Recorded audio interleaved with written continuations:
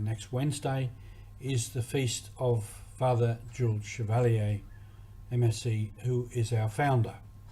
And I want to speak today and tomorrow and Wednesday a bit about this man, his mission, and what he has left us. He was born in Richelieu in France of poor parents. He was born in 1824. His father was fairly well educated, but very irreligious, as were a lot of men at the time. His mother was illiterate, but very religious. And he seemed to have inherited from both sides.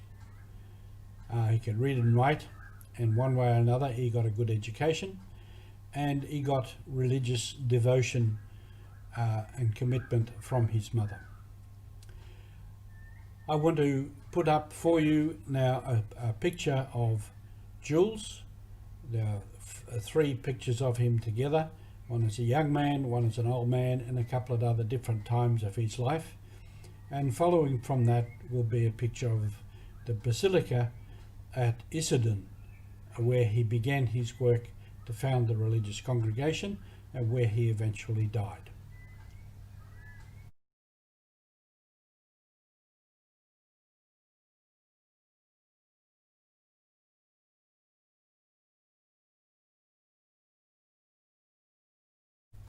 He was ordained a priest in 1851 and served in 3 different parishes as a curate before being sent to Issoudun at the age of 30.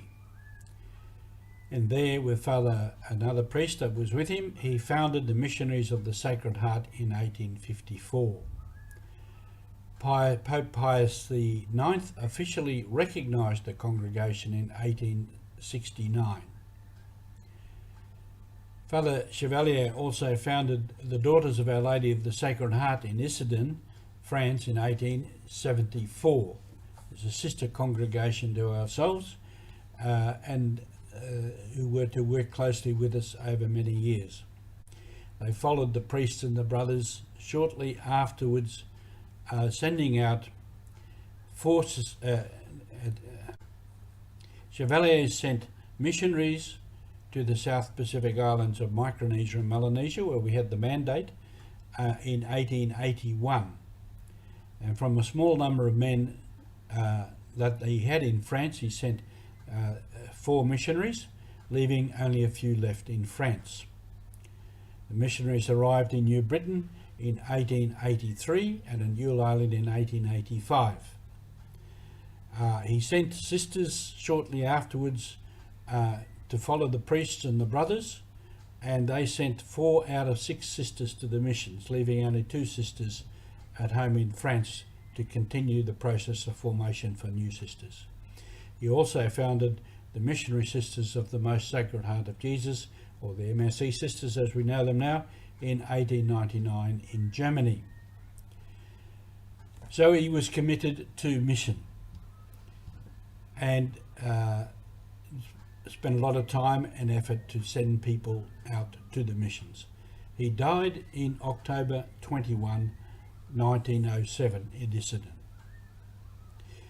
He was a man of his time and was affected by what was happening at the time. In looking at him, we need to realise he experienced, understood and saw things from his own time, his own culture and his own religious beliefs and convictions. We look at him from our own perspective, which is very different. So when we look back at people of that era, it's not that we judge them, but we try to understand them in the context in which they were. He saw the ills of society, the mal moderne, as egoism and indifference, the human traits underlying many other things. Specifically for the church, the problems for him were Protestantism, liberalism in the church, the heresy of Jansenism and Freemasonry. We keep in mind that he was a man of his time with its own situation, and we are of our time and situation. In that situation, it's a very complex sort of a history, which we can't treat at the moment. Many people did not go to church.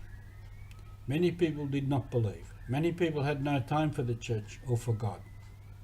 He set about trying to reform and trying to renew the church and trying to win back these people to faith. And he spent his life doing that. He also had a vision of mission. And in the next 2 days, we'll talk about the mission and where we all ended up and what the mission is doing today. He was a man of mission. He understood mission.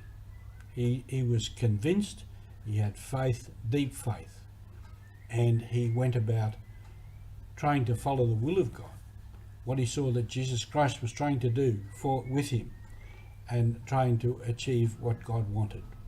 He was a man of mission. We are also people of mission. Thank you. We'll be back.